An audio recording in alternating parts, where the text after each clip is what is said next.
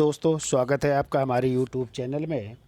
देखिए, आज 17/2/2024 को यूपी पुलिस फर्स्ट शिफ्ट का पेपर हुआ है और इसके हम जीएस और जीके के ये क्वेश्चन है, इनकी जो है चर्चा कर लेते हैं और डिटेल में इनकी व्याख्या भी कर लेते हैं। तो देखिए, पहला क्वेश्चन है, निम्नलिखित में से कौन सी भारत के पूर्वी तट पर स्थित खारे पानी की सबसे बड़ी लैगून झील है?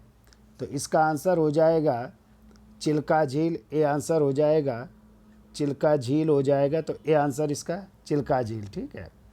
36 नंबर क्वेश्चन कह रहा है, श्वेत प्रकाश कितने रंगों से मिलकर बना होता है? तो श्वेत प्रकाश की यदि बात की जाए तो श्वेत प्रकाश जो है 7 रंगों से मिलकर के बना होता है। तो इसका आंसर हो जाएगा सी, 7 हो जाएगा। अगला क्वेश्चन है 37 नंबर देख लेते हैं। कह रहा है, ग्रेट बैरियर रीफ निम्नलिखित में से किस देश के तट पर स्थित है? तो देखिए, ग्रेट बैरियर रीफ सबसे बड़ी प्रवालभित्ति है और ये स्थित है ऑस्ट्रेलिया में। तो इसका आंसर हो जाएगा सी, ऑस्ट्रेलिया हो जाएगा। ठीक है।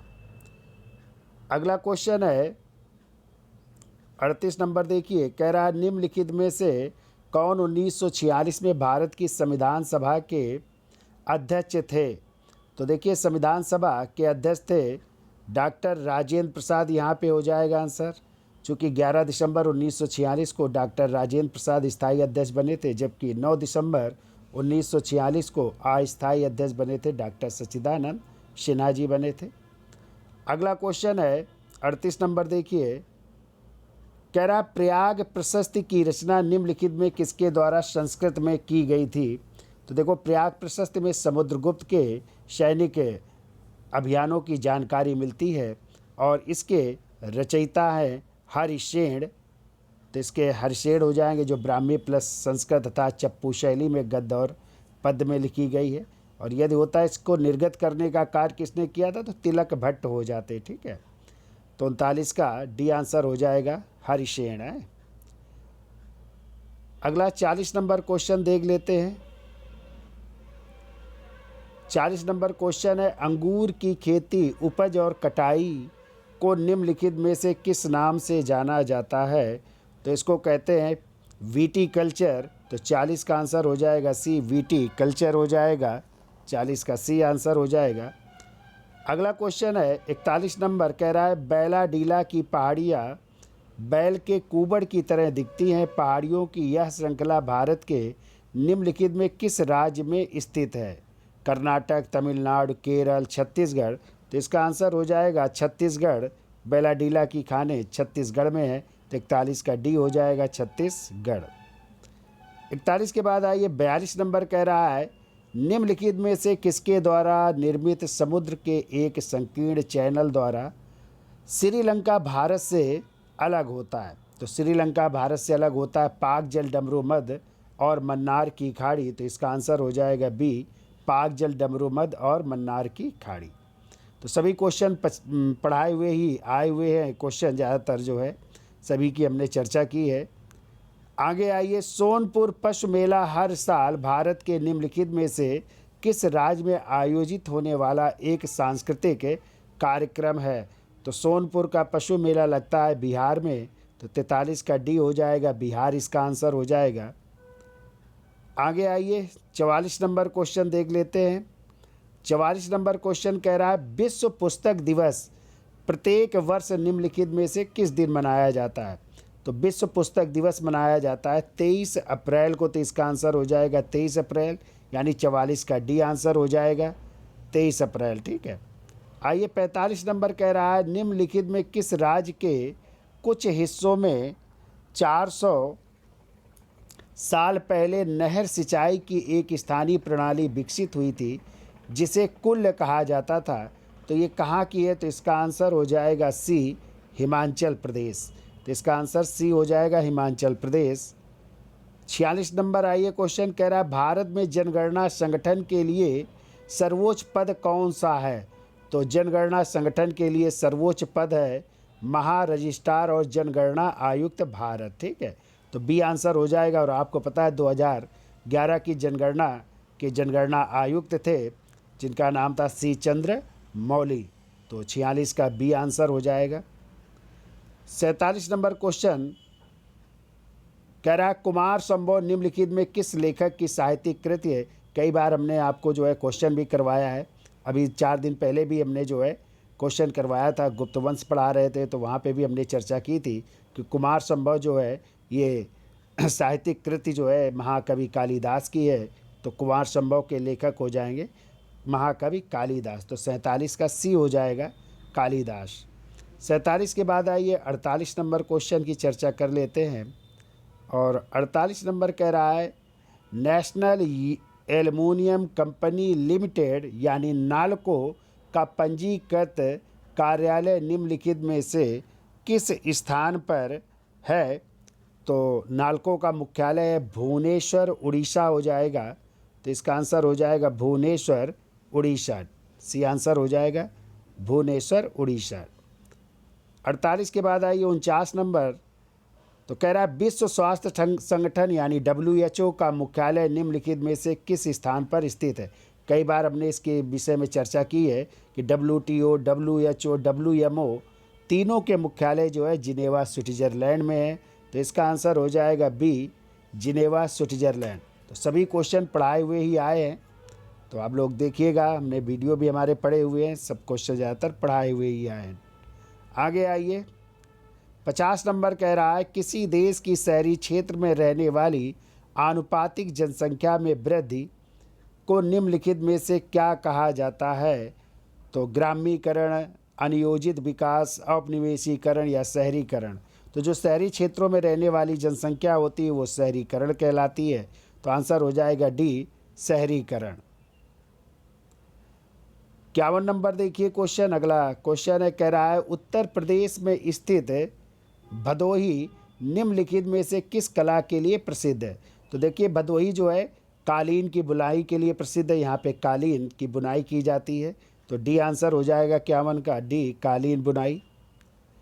52 नंबर आइए कह रहा है निम्नलिखित में से कौन सा उत्तर प्रदेश का राजकीय वृक्ष है या राज्य का वृक्ष है। तो उत्तर प्रदेश का राजकीय वृक्ष है अशोक। तो इसका आंसर हो जाएगा डी अशोक, जबकि भारत का बरगद है। ठीक है, तो अशोक हो जाएगा 52 का डी।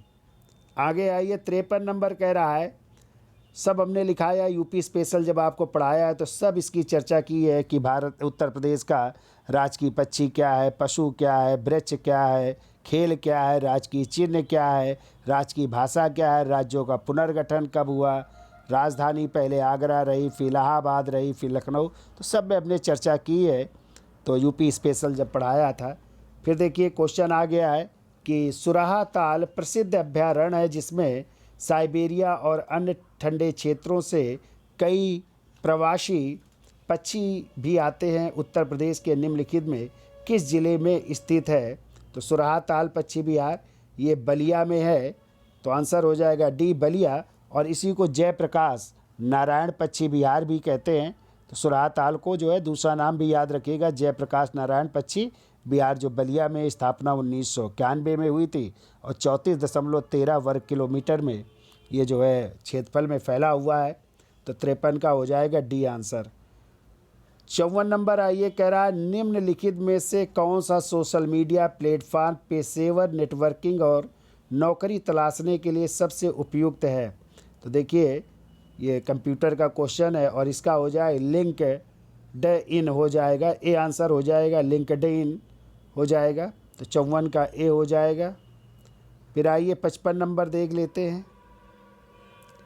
55 नंबर कह रहा है मथुरा निम्नलिखित में किसकी जन्म स्थली है जिसे ब्रजभूमि के नाम से भी जाना जाता है। तो देखिए मथुरा भगवान कृष्ण की जन्म स्थली है और मथुरा का प्राचीन नाम सूरसेन भी था।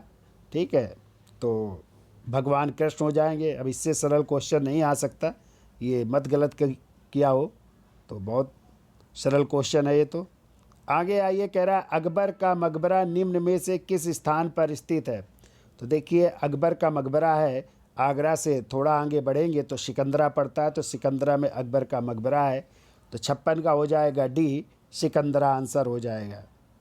56 के बाद आइए 57 नंबर कह रहा है निम्न लिखित में से उत्तर प्रदेश का कौन सा प्रसिद्ध लोक नृत्य धान और मक्के की खेती के दौरान किया जाता है। तो इसमें आंसर हो जाएगा हुरका बॉल। तो सी हो जाएगा 57 का सी, हुरका बॉल हो जाएगा।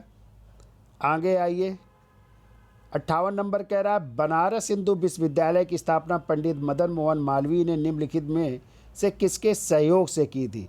तो आप लोगों को पता होना चाहिए कि बनारस हिंदू विश्वविद्यालय का पुराना नाम था सेंट्रल हिंदू कॉलेज, और इस सेंट्रल हिंदू कॉलेज की स्थापना डॉक्टर एनी बेसेंट ने या श्रीमती एनी बेसेंट ने की थी, और फिर मदन मोहन मालवीय जी के प्रयासों से 1916 में उसी सेंट्रल हिंदू कॉलेज का नाम बदल करके BHU या बनारस हिंदू विश्वविद्यालय कर दिया गया था।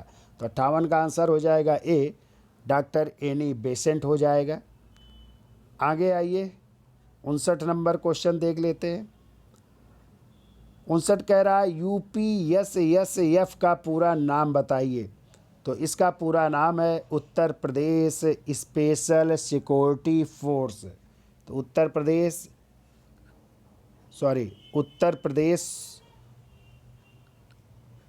स्पेशल सिक्योरिटी फोर्स है। तो डी आंसर हो जाएगा 59 का, डी नंबर हो जाएगा। ठीक है, फिर आइए 60 नंबर कह रहा है निवेश मित्र मोबाइल एप्लीकेशन भारत के निम्नलिखित में से किस एक राज्य की एक पहल है। तो ये आपके उत्तर प्रदेश की ही पहल है। तो 60 का डी आंसर हो जाएगा। फिर आइए 61 नंबर कह रहा है विमुद्रीकरण को निम्नलिखित में से किस नाम से भी जाना जाता है। तो 61 का हो जाएगा ए आंसर, विमुद्रीकरण को नोटबंदी भी कहा जाता है। तो 61 का ए आंसर हो जाएगा। 62 नंबर आइए कह रहा है उत्तर प्रदेश राजस्व संहिता 2006 के अनुसार एक अवधि या एक पट्टे वचनबद्ध या अनुदान के तहत धारित भूमिखंड को निम्नलिखित में से क्या कहा जाता है। समेकित बाग भूमि, कृषि भूमि या धृति। तो ये क्वेश्चन थोड़ा कठिन है, तो इसको हम जो है क्वेश्चन मार्क कर देते हैं। देखिए इसका आंसर क्या आयोग देता है। तो 62 को छोड़ देते हैं। आगे आइए 63 नंबर क्वेश्चन है ईमेल में भरोसेमंद स्रोत बनकर दुर्भावनापूर्ण कारणों के लिए संवेदनशील जानकारी जैसे यूजर नेम, पासवर्ड और क्रेडिट कार्ड विवरण आदि प्राप्त करने का प्रयास क्या कहलाता है। तो इसका हो जाएगा आंसर, इसका आंसर हो जाएगा डी, यानी इसको कहते हैं फिशिंग। तो डी आंसर हो जाएगा, फिशिंग कहते हैं। ठीक है, अगला क्वेश्चन है टका। तो कह रहा है टका निम्नलिखित में से किस देश की मुद्रा है। तो देखिए हमने कई बार चर्चा की है, जब आपको देश, राजधानियाँ, वहाँ की मुद्रा और संसदों के नाम भी चर्चा की थी। तो बांग्लादेश की मुद्रा का नाम है टका, राजधानी है ढाका, और जबकि यहाँ की संसद का नाम है जातीय संसद। तो 64 का सी हो जाएगा, बांग्लादेश। 65 आइए निम्नलिखित में से कौन सा वाक्य GST के लिए सही नहीं है। तो इसका हो जाएगा 65 का बी, GST इनपुट टैक्स क्रेडिट या मूल के घटाव के लाभ के साथ एक ही दर पर वस्तुओं सेवाओं दोनों पर एक व्यापक उगाही और वसूली है। तो यही गलत है। तो 65 का बी हो जाएगा। आगे आइए 66 नंबर कह रहा निम्नलिखित में से कौन सा बंदरगाह कच्छ या गुजरात में स्थित है। तो देखिए कच्छ में है कांडला बंदरगाह, जिसे दीनदयाल बंदरगाह भी कहते हैं, जो गुजरात में है। तो 66 का ए हो जाएगा, कांडला बंदरगाह या दीनदयाल बंदरगाह। ठीक है, अगला क्वेश्चन है हाल ही में श्री अमित शाह ने निम्नलिखित में से किस स्थान पर national cooperative dairy federation of India यानी NCDFI के मुख्यालय की आधारशिला रखी है। तो इसका आंसर हो जाएगा आणंद, और ये है गुजरात में। तो 67 का ए हो जाएगा, आणंद गुजरात। 68 नंबर देखिए कह रहा है निम्नलिखित में कौन सा पुरस्कार सहकारी और दुग्ध उत्पादक कंपनियों को आगे बढ़ने और प्रतिस्पर्धी भावना पैदा करने के लिए प्रेरित करने हेतु दिया जाता है। तो कह रहा है राष्ट्रीय गोपाल रत्न पुरस्कार, ध्यानचंद पुरस्कार, अर्जुन पुरस्कार, द्रोणाचार्य पुरस्कार। तो ये सब खेल से संबंधित है। तो आंसर हो जाएगा ए, राष्ट्रीय गोपाल रत्न पुरस्कार। तो 68 का ए हो जाएगा। आइए 69 नंबर क्वेश्चन देख लेते हैं। 69 कह रहा है केंद्रीय मंत्रिमंडल ने हाल ही में भारत और निम्नलिखित में किस देश के बीच प्रवासन और गतिशीलता समझौते को मंजूरी दी है? तो आंसर कह रहा है जर्मनी, श्रीलंका, इटली और नेपाल। तो इसका आंसर हो जाएगा सी, इटली। तो इटली के साथ जो है समझौते को मंजूरी दी है, तो 69 का सी हो जाएगा इटली। 70 आइए कह रहा है हाल ही में भारतीय नौसेना का fast attack craft INA Kabra निम्नलिखित में से किस स्थान पर पहुंचा है? तो इसका आंसर हो जाएगा 70 का एक, कोलंबो, श्रीलंका। तो कोलंबो श्रीलंका हो जाएगा इसका। अगला क्वेश्चन का 71 नंबर आइए, कह रहा निम्नलिखित में से कौन खुदाई खिदमतगार का संस्थापक था? तो देखिए कई बार हमने क्वेश्चन पूछा भी है, करवाया भी है। तो खुदाई खिदमतगार के संस्थापक हैं खान अब्दुल गफ्फार का, जिन्हें सीमांत गांधी या फ़क्र अफ़गान भी कहते हैं। और इस आंदोलनकारी के जो आंदोलन करता थे वो लाल कुर्ते पहनते थे, इसीलिए इसे लाल कुर्ती आंदोलन भी कहा जाता है। और खान अब्दुल गफ्फार जो है 1987 में सर्वप्रथम ऐसे पहले विदेशी हैं जिन्हें भारत रत्न से भी सम्मानित किया गया था। अगला क्वेश्चन है 72 नंबर, कह रहा निम्नलिखित में से किसने हाल ही में कोच्चि लक्षद्वीप द्वीप समूह submarine optical fibre connection KLISOFC का उद्घाटन किया है? तो 72 का आंसर हो जाएगा डी, प्रधानमंत्री श्री नरेंद्र मोदी जी ने जो है इसका उद्घाटन किया है। तो ये GS के जो है 38 क्वेश्चन थे, जो 35 नंबर से लेकर के 72 नंबर तक के क्वेश्चन थे। तो उम्मीद है कि सभी का पेपर अच्छा हुआ होगा। सभी को बधाई है उनकी सफलता के लिए। तो इस तरह ये क्वेश्चन आपके 38 GS के क्वेश्चन थे जो पूरे हुए। धन्यवाद।